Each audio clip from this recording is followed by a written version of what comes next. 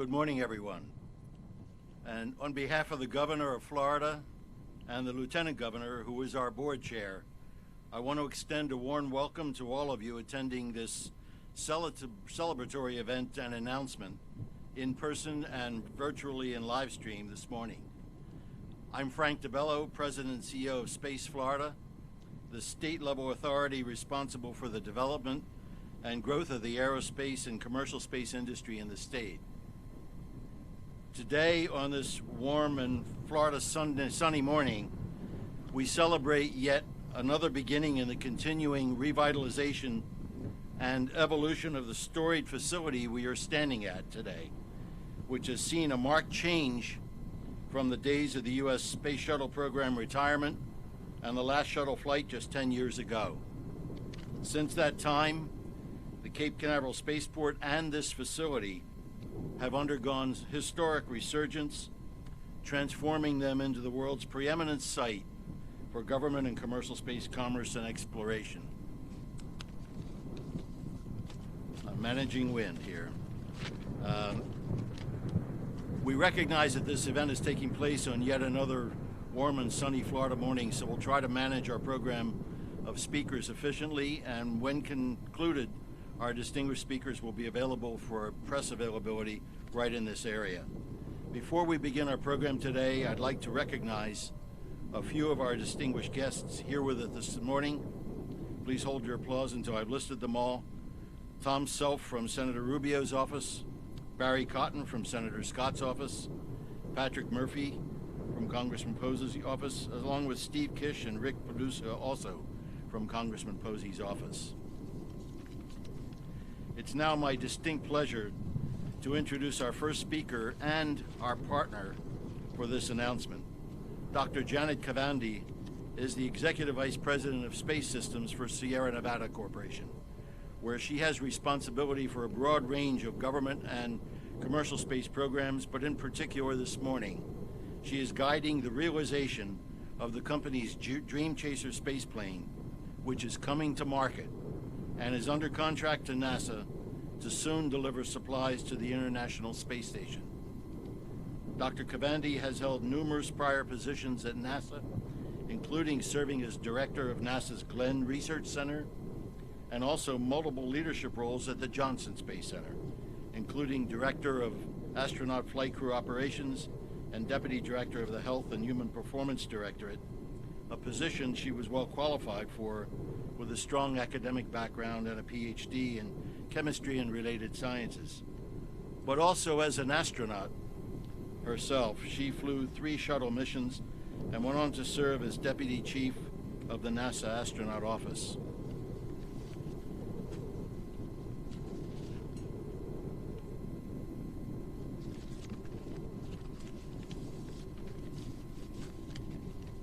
In Janet's current role at Sierra Nevada, she is directing the company's development plans for its low Earth orbit space station and leveraging its transportation, satellite, and destination technologies to support future, rapidly advancing space-based operations in research, manufacturing, entertainment, and adventure tourism. In other words, a future space economy. Ladies and gentlemen, please join me in welcoming Janet Kavandi to the podium.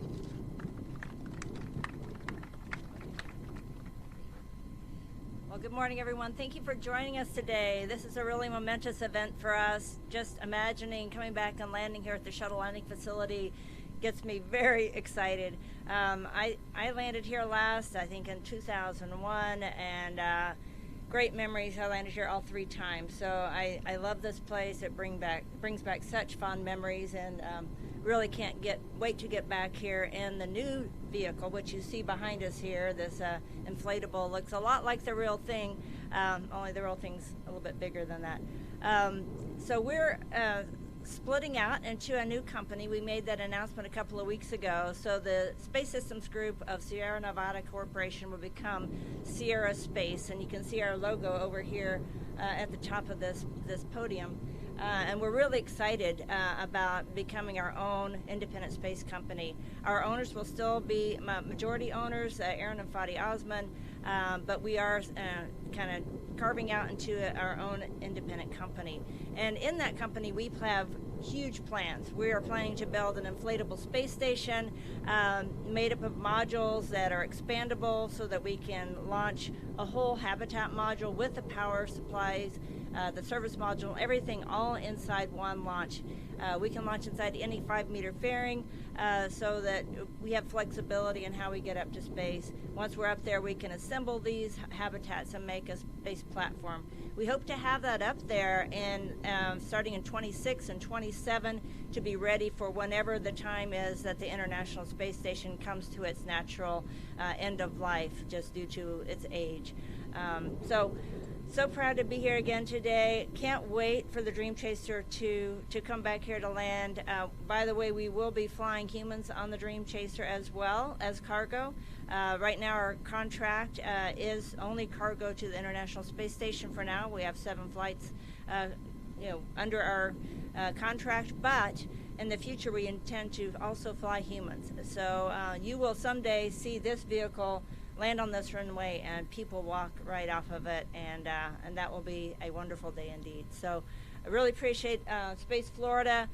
We appreciate the Kennedy Space Center, and with that I would like to introduce Bob Cabana, who is the Center Director here at the Kennedy Space Center, a proud Marine, a 4-time space shuttle flyer. He, I think, also landed here a few times and probably has very fond memories similar to mine of coming back here and landing in Florida. So, Bob Cabana, please. Thanks, Janet. Hey, it's great to be here at the Launch and Landing Facility. Its new name now. So, it's great to have Sierra Nevada, Sierra Space, operating out of the Space Station Processing Facility here at the Kennedy Space Center.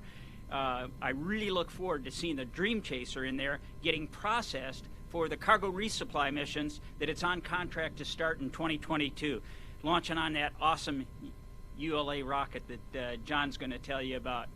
I also appreciate the partnership that we have with Space Florida. We turned this facility over to them a number of years ago. And it is an awesome runway. It's a great airfield. But this was built as a spaceport. This was built to bring spacecraft back from space. And it served the shuttle for 30 years. We've seen the Air Force X-37 orbital test vehicle land on it. And I'm really pleased that Sierra Nevada and Space Florida have the license now to land the Dream Chaser here at the Launch and Landing Facility, because that's what this runway was meant for. These are exciting times for America's space program.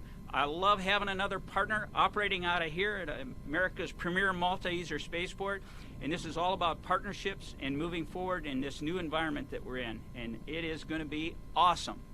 With that, it's my pleasure to introduce another good friend. I've worked with John for a long time. Please welcome to the stage the Chief Operating Officer for United Launch Alliance, John Elbon. John?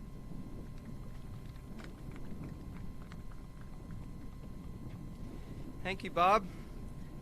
Bob, we've had a chance to work on some great things together. There was a time in our careers when I was leading the team building the first piece of the space station, and Bob was leading the transportation team that took it from Pad 39 to on orbit.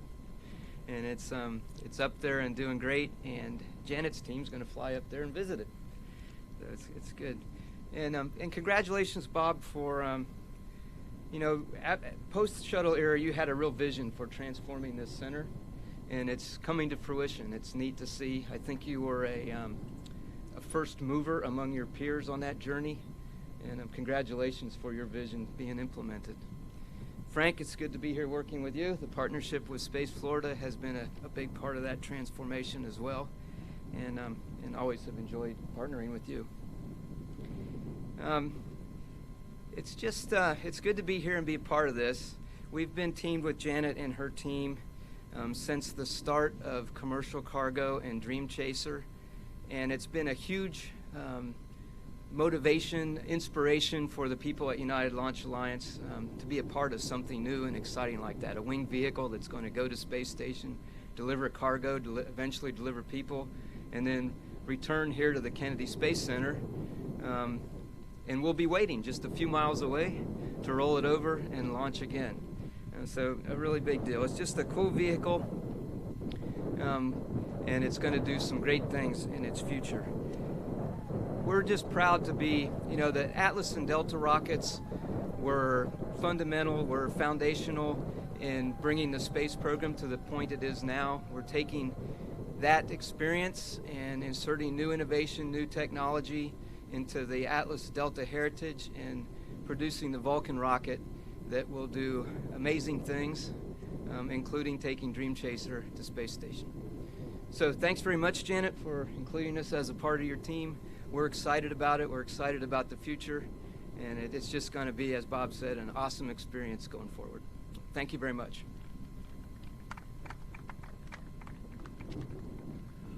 I'm going to close with a few remarks, but before I begin, it's important to note that the important role that Bob Cabana has played in this initiative through the partnerships that KSC has with Space Florida, ULA, Sierra Nevada, and many others, but more through his vision for the future of the Cape Canaveral Spaceport as it continues to become the dominant U.S. center for space commerce today. I think you all know Bob has been the Kennedy Space Center director now for 13 years and is rightly described by certainly everyone on this podium, but many, as both the vision and the energy for the remarkable transformation of NASA facilities and presence here from the shuttle era into a world-class multi-client capability and team serving civil, military, and commercial users, but also in partnering with many others, including the state, to accomplish some of that transition. He has opened the way for the emergence of a true commercial in-space industry in this decade.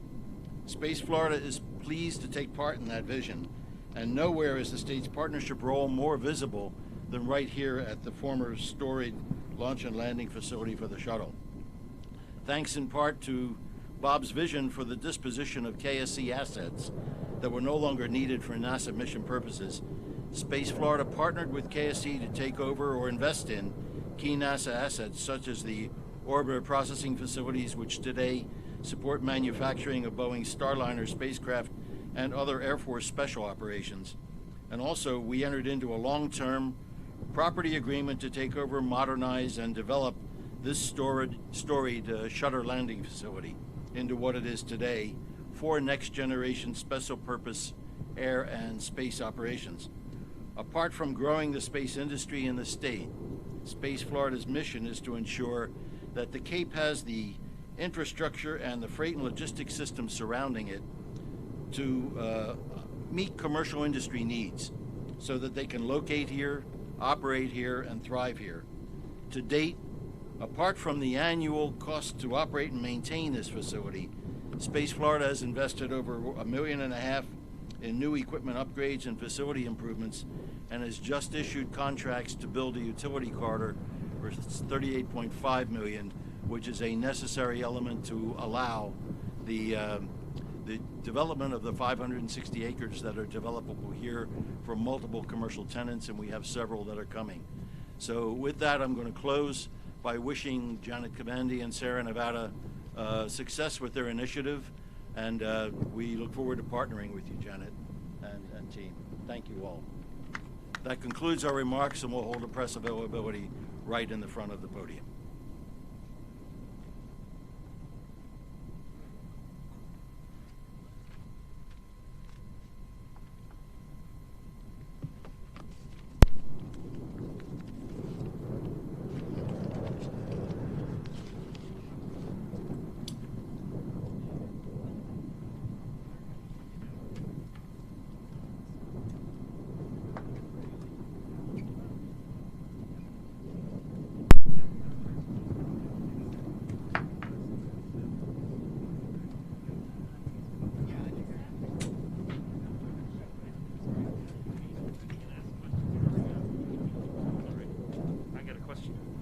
When they're ready.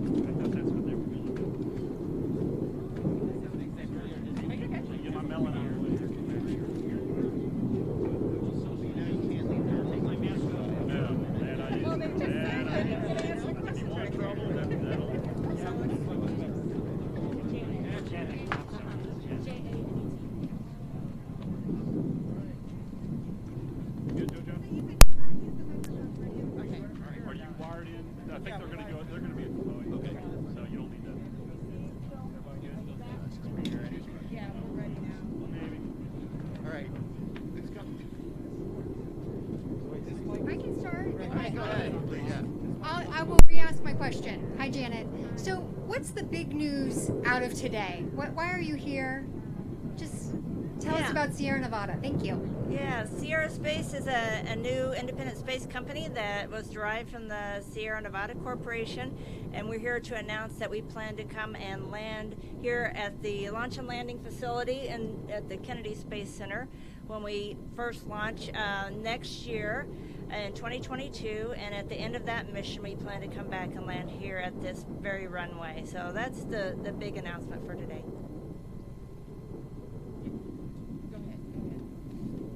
Ken Kramer, Space Up Close.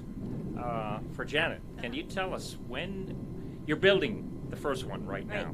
Uh-huh. When is it going to be ready? When is it will arrive here? And John, what's the status of the Vulcan Centaur? When is the first Vulcan Centaur, and when will you launch her Dream Chaser? Thanks. Yeah, so we're in the process of building the vehicle right now. It looks very much like what you see behind us. We're integrating it all together. We will have it ready to ship to Plumbrook Station in Ohio, which is part of the Glenn Research Center, next spring. And then we'll be able to launch after we pass all the environmental testing. We'll ship it here to Florida to launch in 2022. So, John, I'll hand it over to you for the second part. Yeah, so Vulcan development's going really well. We're pleased with the progress it's making. If you've noticed, the first booster is on the Vulcan launch platform and is going through tanking tests over on the Air Force side of the base here. And that's all going really well. We're happy with that. And so we're moving along, and we will have the Vulcan ready by the end of this year. And then, as is always the case for us, we sync up with the launch dates that our customers have. And so, as Janet mentioned, the second flight of Vulcan will be in 2022, and the first flight will be before that. And so it'll lead up to then the certification of Vulcan and readiness for the Space Force missions. My question is for Janet. Melanie Holt with WFTV. I think we've all been following the progress that you've had out here on the Space Coast, waiting for that first launch of the Dream Chaser. But this separation between Sierra Nevada and Sierra Space, how will this facilitate things? How will this make, I guess, that job easier?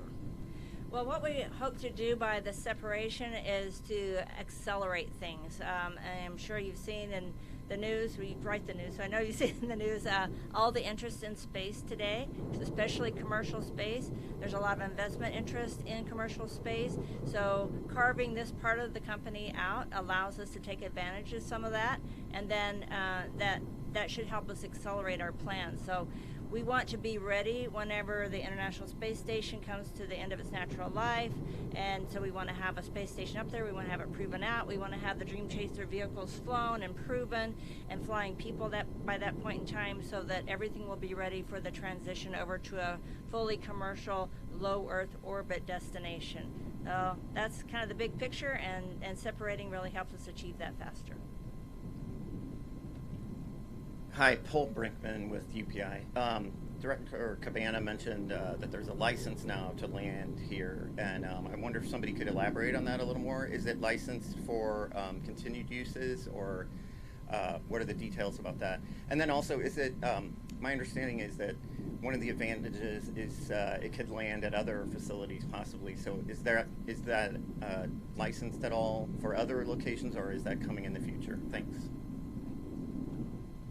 The FAA issues site licenses, so that license is for this site as a landing site for the model that we proposed, which was the Sierra Nevada Dream Chaser. And as to, it will not apply to other landing sites, but that is something that the Dream Chaser is capable of doing. I should let you, Janet, speak to that. Yes, and that's true. So the license is for here. However, the Dream Chaser is capable of landing on pretty much any 10,000-foot runway, anything where a commercial airliner could land. We could land even internationally. So as we begin to fly and we get interest from other locations and people want us to land, say, for instance, if we landed in Japan, we would get permission from them to land over there, and then we would transport the vehicle back. But having so many landing site, the capability for so many landing sites really opens up international markets as well as the domestics here in the United States. Good morning, Greg Pallone, News 13. This really could be for Janet or Frank. Curious to know about the economic impact for here on the Space Coast with the program, and how many employees will be based here, that type of thing to support, takeoffs and landings here on the Space Coast. Thank you. It'll still be launches, so we'll launch on the ULA rocket. I will just speak for our company. We are actually here today to look for increased processing capability because we're going to need some significant square footage to take care of the processing of all these vehicles and the space station components. So we plan on hiring a significant number of people in the local area to support that. And then I will hand over to Frank and maybe Bob to answer the rest. Well, as we do with any company that we bring to Florida, it's part of growth of our industry, and what you're hearing about today is the first of what we hope will be many agreements or arrangements with Sierra Nevada for future operations. So we do anticipate growth in workforce and business activity, and that is true with ULA and with the others as well. That's the foundation for the partnership that we have with KSC. It really is to partner with them and enable commercial companies to come here, and we're well along a good path in doing that. John, did you want to comment on anything else? All right.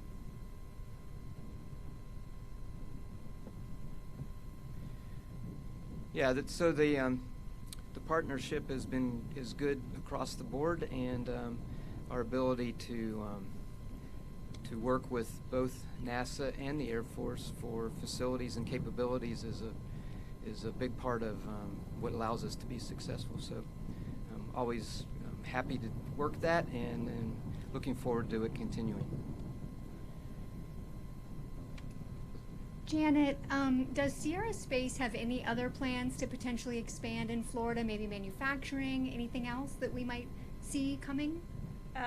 We are actually looking to expand in a variety of ways. We are considering contracting out some of our additional work, like engineering, design, manufacturing. I haven't decided on the permanent locations for those yet. That's still under consideration, but certainly the processing has to be done here. And so we are actually looking for that today and tomorrow. Locations for that capability. So, and as you well know, how much it takes to process a spacecraft and get it ready to launch again. That we're going to be taking into account a lot of talent to help us do that professionally and keep us on a rhythm once we start flying. So, I think there's a lot of good work to be had here in the very near future. Thomas Burkhardt for NASA Spaceflight. I think this question's for Bob. There's a request for proposals out for extending the CRS-2 contract for a sole source contract. Does that mean that it's limited to the 3 providers currently operating, SpaceX, Northrop, and Sierra Nevada, or can that be extended to new entrants? And then what's the status of onboarding Sierra as a crew provider as well? Okay, so I'm going to have to get you an answer on that. As far as the CRS-2 contract's concerned, that contract's handled out of the Johnson Space Center in Houston, and I'm not privy to all the details on it, so it would be unfair for me to comment right now on that. A question for you, Ken Kramer. So we have a new NASA administrator yesterday, your friend, Bill Yes, we Nelson. do. So can you tell us, have you talked to him? Can you say some words from him? How excited he is? What does it mean to you? What does it mean to space? And the SLS core stage just arrived a few days. John, you also had a hand in building, so talk about that, please. So actually, he was sworn in yesterday morning by Vice President Kamala Harris, and he popped into NASA headquarters during the middle of our VITS, our senior management meeting across the agency, and said a few words to us. And he described his swearing-in ceremony, and that he had Pam Melroy, who has been nominated to be the deputy administrator there, He had Charlie Bolden there, and he had Jim Bridenstine there, as well as his family. And he made a point to say that, you know, having Charlie and Jim Bridenstine was there virtually, but he was there, the continuity between former administrators to his time as administrator of NASA, and the bipartisan support that our space agency has, and how excited he was to be a part of this. He's been part of the space program for many years, as a congressman, as a senator, having flown on the Space Shuttle Columbia way back in 1996, and his family ties with his grandparents homesteading land here on KSC property.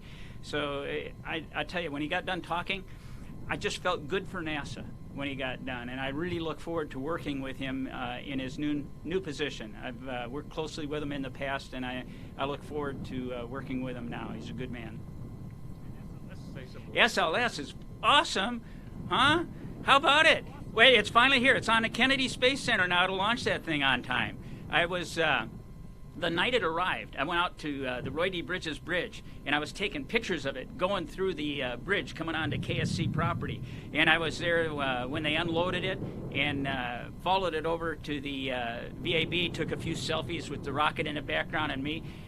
So, you know, it's had a lot of delays along the way. Hurricanes, all kinds of issues getting through testing with COVID and everything else. It had an absolutely outstanding green run test at the Stennis Space Center. And now it's here at KSC. And so all my complaining about, get me that rocket and we'll launch it, I can't complain anymore, all right? It's on the Kennedy Space Center now. And my Exploration Ground Systems team, working with Boeing and our test and operations support contractor, Jacobs, we're going to get that thing stacked and launched on its test flight, the Artemis 1 mission, to the moon without a crew. The boosters are stacked on the mobile launcher in High Bay 3. It looks outstanding. The core stage is in the transfer aisle. It's going to have around 4 weeks of work in the transfer aisle before we actually pick it up with the crane and attach it to the solid rocket motors. And then integrated test and checkout is going to take some time, but we'll be stacking the interim cryopropulsion upper stage on there, as well as the Orion Command and Service Module. Orion is in the multi-payload processing facility. It is being fueled. That fueling is going to be complete here probably by the end of the month, and then it's going to move over to the LASF for attaching the Vort motor and the ogive bearings on top of it in preparation for stacking on the rocket. So things are tracking along. You know, schedule-wise, realistically, we're probably looking at early next year, but if everything goes right, I'm still pushing to try and get that thing launched by the end of the year, so we'll see. But no, I was pretty psyched. I made a little video for the team, and I was pumped seeing that rocket show up. It is amazing. That core stage is 222 feet long, and with those 4 RS-25 Space Shuttle main engines on it, it's going to be one heck of a rocket when it lifts off with those 5-segment solids. Can't wait, Ken. Thank you. I'm not sure I can replicate Bob's enthusiasm, and not being involved in the SLS program now, I won't comment on that. I will, however, comment on the fact that the second stage of the SLS stack is a modified Delta IV upper stage. And that's just a really exciting thing for ULA to be involved in a program like SLS and all it's going to mean to the country as a supplier to Boeing and providing the upper stage. So, you know, our whole team is stoked about doing that and excited for it to happen. I have a follow-up for Janet, and this is just about the processing of the Dream Chaser. You talked about being here for that reason over the next couple of days. Are we talking about finding an existing facility, or would this entail building a new processing facility? Actually unknown yet. Depends on what we find that might be available and that we could take over and use that is already existing. If we can't find something that we feel will meet the needs of, you know, processing this vehicle and the habitats, then we would consider a new construction. But so far, we're hoping to find something that's already in place. Just a quick follow-up for Bob. When do you expect that Bill Nelson will be visiting Kennedy Space Center in his official capacity? When might we see him out here? I wouldn't want to speculate on that. He's got a lot on his plate right now up at headquarters. I'm sure that he's going to want to get around to all the NASA centers personally and greet the team at every NASA center. So I'm sure that in the not too distant future, he'll be down here for some event, and we look forward to having him home.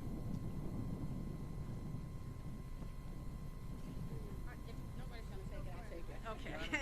All right. Thank you. This question for Bob or Frank, just, to be here, and now we're talking about Sierra Space and another use for this facility, the former shuttle launch and landing facility. Talk to me just about what it means to be at this point in time where we're at, and we're seeing all of this commercial space activity. Very fine. Let me just preface what's coming with the fact that this has been an active special purpose spacecraft and air platform for a number of years since we took it over. Operations have continued, whether they're starfighter flights or the Antonovs delivering payloads or a variety of other space support kinds of activities are operating out of here now. The Dream Chaser is a first of what we hope are many different kinds of advanced space activities that are occurring, and we're just looking forward to a very, very bright future. I can also tell you that around this runway is developable land, and we have three very strong candidate tenants that are looking to locate out here that may not be doing spacecraft work, but they're doing space or satellite platforms and other kinds of things that are support for that in-orbit activity, business activity that I referred to. Bob? I just will say that, it's a truly exciting time for America's space program. This is the future. It's this government commercial partnership, this cooperation that we have where it's not one or the other, but both of us locked together as we move forward that has turned this into what it is. It's the availability of these outstanding resources. It's the availability of the outstanding workforce that is here on the Space Coast to be able to make this happen. And when you throw in Florida's friendly business environment, this wonderful weather that we have, it's the place to be. And I just feel privileged to have been part of the team that has helped enable this transformation to allow us to truly be the world's leading spaceport and the world's leading nation in space exploration. It's just an exciting time, and it's only going to get better. I mean, this is the future. It's awesome.